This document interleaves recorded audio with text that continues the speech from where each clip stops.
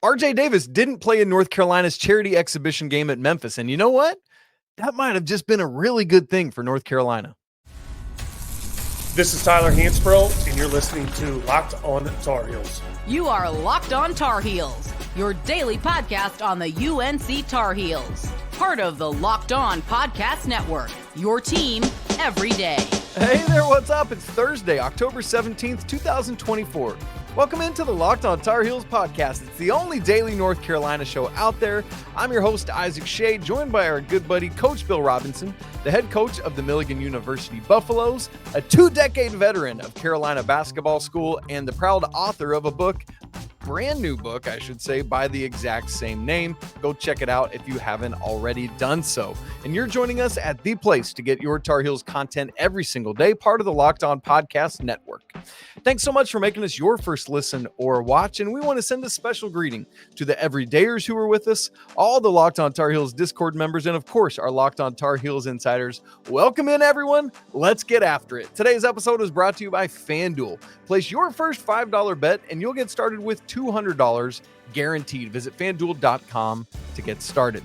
Coming up on the show today, Coach and I are going to have several more takeaways from the North Carolina exhibition game at Memphis. This was a real game. Both these teams were playing this hard, man. They were getting after it. There were some other things, like Memphis not fouling at the end of the game. Yeah, because it's an exhibition. But outside of that, man, this might as well have been a conference game in January. I mean, honest to goodness, great way to test your team. And so that's great. Carolina, as a reminder, wins 84-76 behind 33 points from Seth Trimble, a double-double from Elliot, Cadeau, 11 points, 13 rebounds, a really efficient day from Jalen Washington, 17 points on 6 of 7 shooting, 2 of 2 from 3, and Cade Tyson is your leading rebounder with 9 boards. Coach, here's where I want to start, though. RJ Davis suffered a back contusion on Saturday in the blue-white scrimmage. You might call it, I don't know, a bruise or a scrape or something like that. It doesn't matter how bad or how good it was. It was enough to make it smart and wise for North Carolina to not play the preseason ACC Player of the Year on Tuesday night at Memphis. But you know what, Coach? For multiple reasons, I think there is a very real world in which this might have been the best thing for Carolina at this moment in this context. Do you agree with that, and why or why not?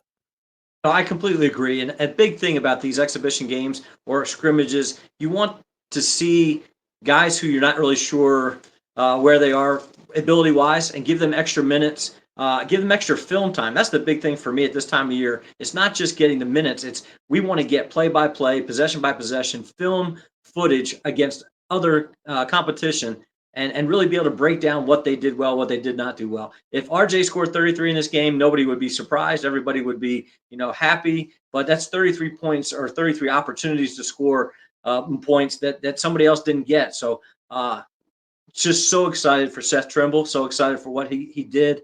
And just a huge, huge step for him in his development. And boy, are we glad he came back. Right? Yeah. My goodness. So yes, a very efficient 33 points for Seth, 11 of 17 from the field, 3 of 5 from 3. That's the most threes he's ever made in a single game in his career. Again, obviously we know this doesn't count, but the fact that he does it, like somebody's got to pour it in, especially when RJ's not in, and he did it on Saturday as well. So now it's a trend and it's a real thing. So Coach, there's two parts of this. It's just wise not to rush RJ back. This game is literally meaningless in terms of actual results. And so don't do it unless he's 100%. But number 2, winning in a true road game without your best player, what does that force even from a mentality standpoint, Coach? How do you set that up for the rest of your team? Yeah. If it's a Final Four game, RJ would have played. I don't think anybody. But in a situation like this, now, if he does get in foul trouble, if he does have a situation where he can't play, the guys know that they can still win, they can still play well, and they have other guys ready to step up, even if he's not there. When Superman goes down, somebody else has to step up, and Seth did that. And I don't think it has to be Seth every night. I think it just gives the freedom for guys to know, hey, this is not a one-man team. It is a team. It's going to take all of us to get there. And although we want to rely on our guy, and guarantee we will over the season. It's better now to know that it doesn't have to be just him, that we can win and be really good. I don't care if it's exhibition or not. Memphis is a really good team. They really wanted to win this game. It's not like it was just a pushover on the road. What a great opportunity for them early on just to find out more about themselves. And that's what those exhibition games are really all about. And I want to come back to that road environment nature of it here in a minute, Coach, because I think that's critical. I do want to ask a couple more things about Seth and the lack of RJ, I guess, as well, along with that. Because when RJ's in the game, there are times it's not often because RJ's good about this, but the other guys will stand around and watch RJ play, or 2 years ago, stand around and watch Caleb make a play or something like that. Is there a world in which, like when Coach Davis, if he sees his team doing that, he can call back to this and say, y'all just won a true road game at Memphis, probably an NCAA tournament team, probably the best team in the AAC, and you went and won in their building without RJ. So don't do that now either, even when he's on the court. No, there's just a different confidence that you get when you've actually accomplished something like this. Exhibition game or not, they don't care. They were able to experience it. It's something that you will remember.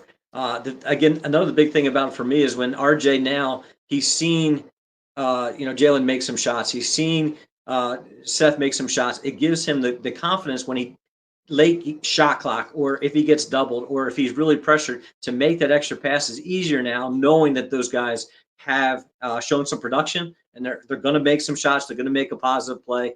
It allows him to make that extra pass a little bit easier now. And thinking long term, not just long term this season, man, this is good confidence building for me for what Carolina will have next year in senior Seth Trimble, showing that he's going to be even more ready to hopefully help shoulder more of that load. And if Elliot's still around, that's your backcourt, and you feel pretty good about it, Coach. Now, one other question with this comes from the press conference, Coach Davis's press conference. Adam Smith from Inside Carolina said, Coach, what did you see from Seth Trimble tonight? The 33 points was pretty awesome at times. What stood out to you about the way he played? And I love how Coach Davis answered this. And Coach, I want to get your reaction to it. He said, what stands out to me is the natural progression of college basketball. In the midst of so much change, we forget about growth. That's what Seth and Jay Wash did. They're getting an opportunity for a bigger role and doing so because of their hard work and maturity. They're both different players than they were before. That's what college is about. It's about growing up and improving every year, end quote. I think that's Hubert's way of saying, hey, this great when you can keep guys within your own program that can grow up within your own program. I think that's part of what he's getting at right there, because I know some coaches that if a player had gone into the portal, they would not have accepted him back. Oh, you wanted to leave, go. And I think because of the situation and Hubert knowing Seth having that relationship with Hubert, it allowed them to be able to get past that without having anything negative happen. So to me, that was a big deal. And then for Hubert to be able to, he wants these kids for 4 years. Let me take that back. He wants those kids for life. Yes. He doesn't want them for a short period of time, and that's why he's doing this. He's not doing this for the wins and the losses. He's not doing this for championships. He's doing it for the experiences that these kids have, and to be a mentor in their life, not just a mentor for college life. That's very well said, Coach. Okay, so I want to talk about North Carolina's defense, because that is what basically changed the tenor of this game coming out of the halftime locker room. So I want to ask about that. Carolina cleaning up on the boards after giving up a whole bunch of offensive rebounds early, and that's where our conversation is headed next. And we'll do that right after I tell you about FanDuel. Hey, NFL fans, you can start the season with a big return on FanDuel, America's #1 sportsbook. So when you get a hunch in the middle of a game, you can go check out the latest stats, view live play-by-play, and so much more on the same page where you place your bets. You'll get started with $200 in bonus bets guaranteed when you place your first $5 bet. How about some odds to reach the Final Four? Duke is #1 in the nation here at +190. UConn and Kansas +210. Bama and Houston tied at plus 260. Then North Carolina, Gonzaga, and Iowa State all at plus 420. Rounding out that top 10 is Auburn and Arizona at plus 500. So many other great college basketball odds. Go check it all out as we are now just like 2.5 weeks from the start of the season. You can find it all at FanDuel.com. It's America's #1 sportsbook. Coach, I said I want to start here talking some defense and some rebounding, and we're going to get to that in a second, but I want to set it up with one other contextual question first. I think one of the best things that North Carolina got to do, aside from finding out who they are without RJ Davis, is the fact that this game was not in the Smith Center, nor was it at a neutral site. This was a game at FedEx Forum in Memphis's home arena where they play. And Coach, I got to say, I thought for the first, 5-10 minutes of the game, it showed those not only first game jitters, but also true road environment jitters with opposing fans there. How important is that as Carolina gets into this season? It's hugely important to get those experiences right away. We actually play our first 6 games on the road this year. That's planned. And don't like it, but it allows us the road warrior mentality of us versus them, and us meaning the guys that are in this locker room versus everybody else that's there. That can be a very powerful thing, especially if you win. It can just give you that momentum to say, hey, we can go anywhere, anytime. The Kansas road game early, I think Hubert wanted to be able to play a game at least on the road with freshmen who he knows he needs. He needs to play those guys. They look like freshmen. That first exhibition game, but the only way you can, become a sophomore is getting through that freshman year. And by the time, I would say even by December, early January, those guys aren't going to be freshmen anymore on the court. They're going to have the experiences that they need because they're going to be thrown into the fire. And that's the only way to get there is through those experiences. So you can try to emulate it in practice. You can try to play crowd noise, or you can do all kinds of different things. It's not the same as actually walking into the Lions' den. And they did that and came out successful. So I think it's very, very important. And as a reminder, Carolina was 8-2 on the road in ACC play last year, and that's what this is about. This Memphis game isn't for Memphis. It's also not just for Kansas. Like Coach's point is so true here. Like, yes, the Memphis game is getting you ready for the Kansas game, but the Kansas game is getting you ready for road games in ACC play, and that's what you're ultimately trying to do. Hubert Davis, yes, he wants to win at Kansas, but ultimately that game is a litmus test for what's going to happen in January and February in ACC play. Like, that's what you're trying to do. It's about those championships. You can't win a championship in Allen Fieldhouse on Friday, November 8th, but you can throughout the conference portion of the schedule. And Coach, I thought your point there was also very on the nose with, you got the, 2 freshmen who are going to be key and critical in your rotation this year. Thought it was very wise of Hubert Davis not to start either of them, even in the absence of RJ Davis. I wouldn't be shocked if that's what we see, at least out of the gate, similar to last year with Paxson Wojcik starting early instead of Elliot Cadeau.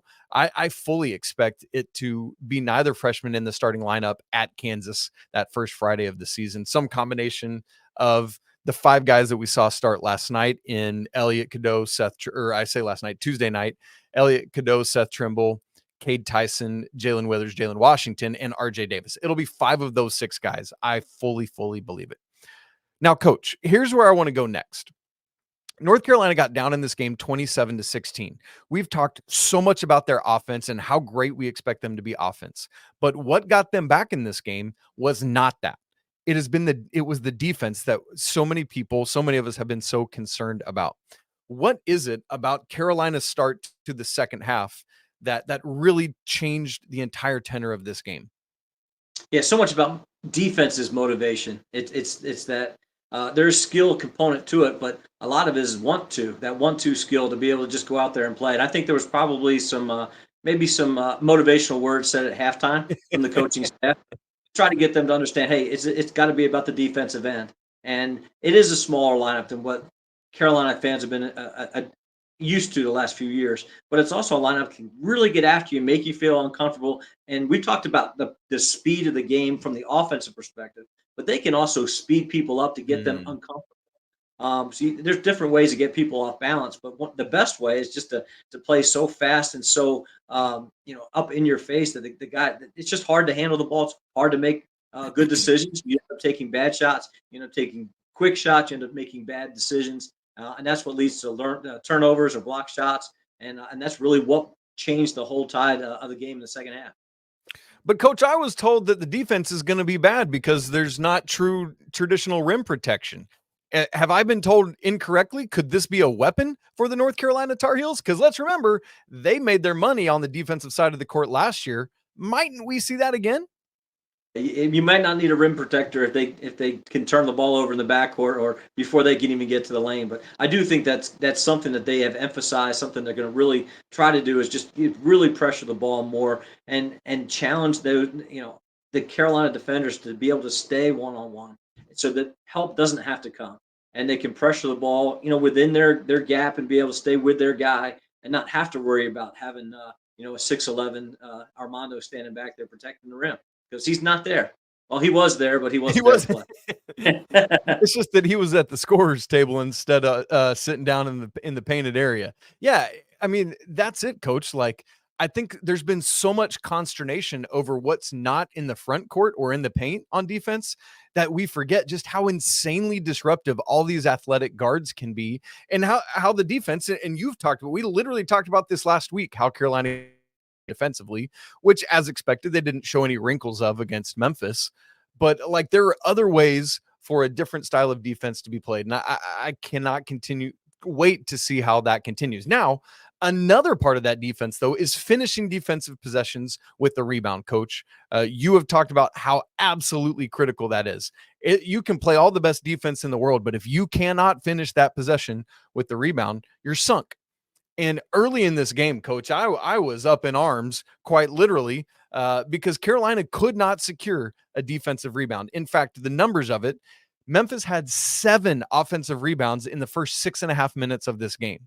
That's more than an offensive rebound a minute. That's insane and bonkers. But then after that, coach, just 1 more offensive rebound in the rest of the first half and only 2 in the second half. That means that Memphis, after 7 offensive rebounds in the first 6.5 minutes, only secured 3 in the final 33.5 minutes. What has Carolina done there to clean that up? And is that another thing of willpower and determination, or where does that come from? Yeah, I think part of it's shot selection. If you can make them uncomfortable and have them take bad shots, have them take shots maybe they don't really necessarily want to take, you don't get as many offensive rebounds off those type of situations. The other thing is those offensive rebounds, some of those just go in momentum. They go in waves. And again, it's a thing that is a point of emphasis. They may be really talking about early in that first beginning. They executed pretty well. That's what I've saw offensively. But the emphasis when you start giving up offensive rebounds is all of a sudden that becomes a focal point. And now all of a sudden the momentum, you have to find a way to stop that momentum. So again, I think part of that is the coaching. Part of it is the guys saying, hey, we need to buckle down. We need to go get that. And rebounding's changed. Let's be honest. There's not a whole lot of rebounds being, grabbed above the rim or guys boxing out and just going to get it the way it was when I played. So many more long shots, so many more long rebounds. And they're now hustle plays. It doesn't really, and that showed by the guys who got the rebounds. Cade Tyson's not going above the backboard and going and grabbing, one-hand rebounds above the rim, but he wanted to go get that ball. He wants to make sure that he proves that he has worth more than just shooting 3-point shots. So I think that's a big focal point for anybody. You want to make sure you finish those possessions. And we talk about gang rebounding. Literally every person that stepped on the court to play a minute for North Carolina had at least 1 rebound, and that includes James Brown, who only played 2 minutes. Cade Tyson led the way with 9, but you had 5 Tar Heels with at least 4 rebounds, coach. And so when we talk about rebounding by committee, man, that is a great example of it. And so I was very discouraged at the start of the game, but I was very encouraged by how Carolina settled in and responded, and won not by just going on an offensive hot streak, but by ratcheting up the defense and the rebounding, turning that into points. And that's how they eventually built a 15-point lead over Memphis in the second half. And so really, really good stuff there. Now, coach, a big part of what Carolina was able to do offensively was a dynamic floor general game from Elliot Cadeau, who had the most assists in a single game he's ever had. Again, not a game that counts, but still it happened, and that's not nothing. So we want to talk about that. And plus, Coach, I want to ask you about teaching points, both good and bad, coming out of this game, and how Hubert Davis will be able to utilize those. We'll do all that in just a second. Right after I tell you about Hims. Hey guys, do you ever feel like you need a boost in the bedroom? Well, it's time you stop worrying about your performance and get Hims so you can feel confident knowing that everything's going to be just fine when you're in the mood. Hims is changing men's healthcare by providing you with access to affordable sexual health treatments from the comfort of your couch. The process is 100% online, so there's no need for uncomfortable doctor's visits. Just answer a series of questions on their site, and a medical provider will determine the right treatment option. And then, if prescribed, your medication ships directly to you in discreet packaging. That's good news, all for free. There's no insurance needed, and one low price covers everything. With hundreds and thousands of trusted subscribers, Hims can help you find the ED option that works for you. Start your free online visit today at hims.com/locked on. Again, that's HIMS.com/locked on for your personalized ED treatment options. Check it all out at hims.com/locked on. The products mentioned are chewable compound products, which are not approved by or verified for safety or effectiveness by the FDA. Prescriptions do require an online consultation with a healthcare provider who will determine if appropriate. Restrictions apply. See website for details and important safety information. Subscription is required, and price varies based on product and subscription plans. Coach, it would be very easy to look at the box score of this game and be so wowed by Seth Trimble's 33 points, by Jalen Washington's 17 points, and very efficient shooting. And you might overlook Elliot Cadeau's double-double, 11 points, 13 rebounds, and, oh, by the way, 4 steals on the back end of that as well. So, Coach, here's kind of my what-if question. I know it's not what-if Wednesday, but we'll do thought-if Thursday. I don't know. How do you say that? Whatever. What if Elliot Cadeau is about to have a Kendall Marshall-esque sophomore breakout year? I think it's easy to anticipate him having a great year. Kendall Marshall, that's really putting him in a whole nother level. But I think he's capable. He has a different gear than Kendall had. I think Kendall had the ability to maybe distribute the basketball in a very special way. But they are very similar in the fact that they make their teammates better. And that's what I'm looking for. I don't really like to compare it, players like that from different generations, but he's going to have a huge impact. And I don't think he cares about stats. He just wants to win. And I think that's the biggest thing to compare those two. That's exactly how Kendall was. He just wants to win. But to have the impact of him distributing the basketball, everybody's worried about him making shots. I'm confident that he's going to make shots. We still want him to be able to make everybody better first. And once that happens, the opportunity will come for him to be able to make shots. But I'm excited. He's put the work in. We've heard from coaches. We've heard obviously from Hubert that Elliot's got his shooting has improved so much. We just want to see it, and we did already. We've already seen just the consistency of him being able to knock down some open jumpers. And again, if he can do that, we're gonna be really, really good. 2 of 3 on Tuesday night from beyond the arc, and certainly an encouraging sign. And not much thought went into it, just taking shots when it came, and that's a good sign. But Coach, part of this for me is those 13 assists. Let's go back to the beginning of our conversation. Those 13 assists happened without throwing a single one of them to RJ Davis, which is thankful, because that would have been a turnover on Tuesday night if you had thrown it to RJ Davis. How big a deal is that?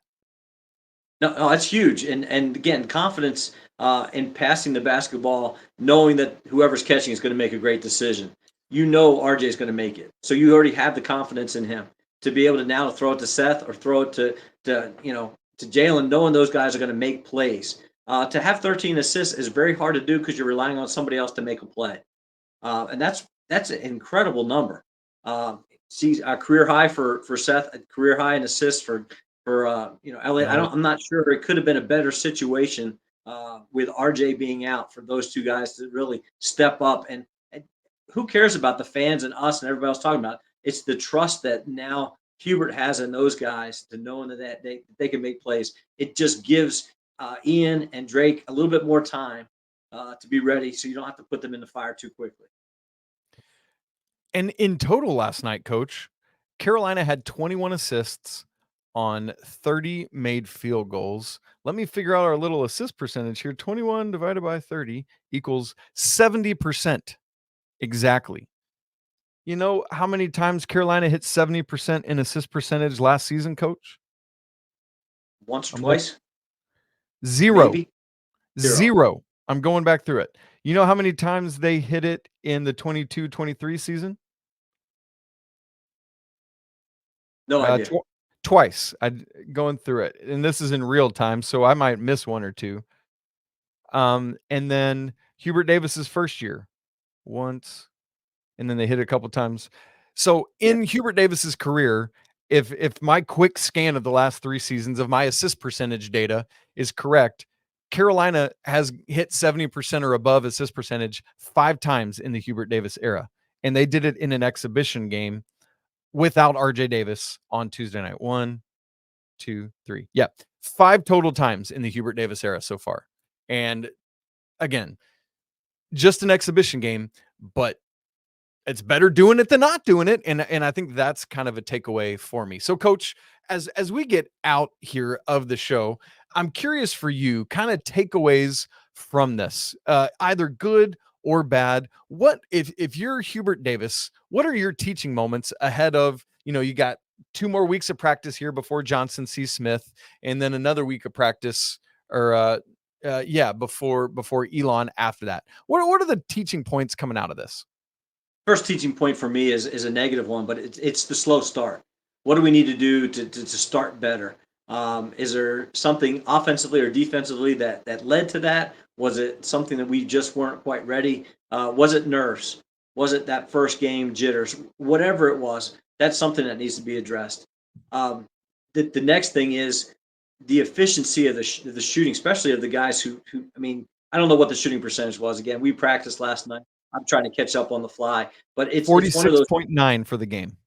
I think that's something that we need to continue to address. Did we get good shots? Did we get shots within the offense? When we go back to look at film, did we set screens the way we intended them to set screens? Did we get shots off of our offense, or was it late shot clock just being able to create? That's when the assist numbers go down. The assist percentage goes down when it's a lot of late shot clock creating, and you just not get assists in those type situations. So those are the type of things we're looking at. Did we give up blow-bys? How was our help rotation? Did we give up easy baskets? What type of when they did score, was it a breakdown on our behalf, or did they just make a good play? We have a drill right now. We talk about stops. Did we stop them, or did they miss? We want to be able to stop people, not just have them miss. And there's times when you play great defense and somebody makes a great shot too. In my mind, that's a stop. That's a win. We were successful. We it's not necessarily a stop, obviously, but it's a successful opportunity defensively. Somebody else just made a great play. But those are the type of teaching points we're looking at right now. We're trying to get down to the fine line of, are we executing? Are we doing what we're supposed to be doing at the defensive end? Are we helping each other? Are we finishing possessions? Are we taking care of the basketball? Man, great stuff. Great insights, Coach. So grateful for your thoughts there. All right, Coach, and folks, we got about a week and a half now till the Johnson C. Smith exhibition. That'll be not this coming Sunday, but the Sunday after. And then a week right after that, the very next Monday, November 4th, is season tip-off. I cannot believe it's here. Coach's Milligan tip-off, by the way, is coming up very soon. They're getting geared up as well. And so, man, it is here. It is upon us. And we are all stoked. I know you guys are, and I am as well. Thanks so much for joining Coach and I. Please don't forget to go check out his book, Carolina Basketball School. You can get that on Amazon, or you can reach him directly at his email address at the school there if you would like to get a signed copy, and he can send you that. wdrobinson@milligan.edu. Coach, man, good stuff there. By the way, I don't know that we mentioned it was so great to hear your interview on the Carolina Insider podcast a week or so ago, folks. If you haven't listened to that, you need to go check it out. Coach just did a really great job talking about the book and about experiences and all that. Really fun conversation with he and Jones and Adam. So if you've not done so, go listen to that. If you've not subscribed to the show on video and audio, make sure you do that so you don't miss a second of Locked On Tar Heels. If you're not part of our Locked On Tar Heels Discord community, we'd love to have you there. The link for it's in the show notes, and it is absolutely free to join. Conversation going on there literally all day long. Coach and I have to like mute it during the day sometimes because it gets so crazy while you're trying to do other things. But that's a good thing. I love it. And if you want to go even deeper with this program, you can join the Locked On Tar Heels Insider program, where you get direct one-on-one texting access to me. You get access as part of that to all my stats and data, like those assist percentage charts I was just talking about. You get that. Nobody else has it because it's not on the website and you can't find all that, but it's in Isaac Shade's stuff because that's what I do. I'm a nerd and I love it. So if you wanted to get access to that, the link is in the show notes. 2 weeks free trial and then just $5 a month after that. All right, gang, you know the drill. It's always a great day to be a Tar Heel. We'll be back again tomorrow with you, but until then, peace.